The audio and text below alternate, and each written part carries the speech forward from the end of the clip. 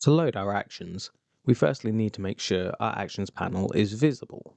You can see mine here. If yours isn't visible, we can go up to the top bar, scroll across to Window, and then go down to Actions. Click this and your panel will load up.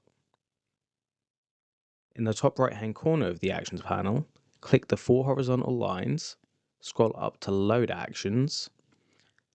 Then we can locate the folder where our actions are saved to. These are ATN files, and here are mine.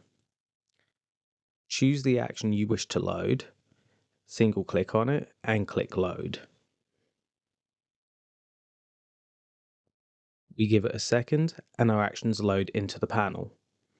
That's all there is to it. Now we can select the action and click Play.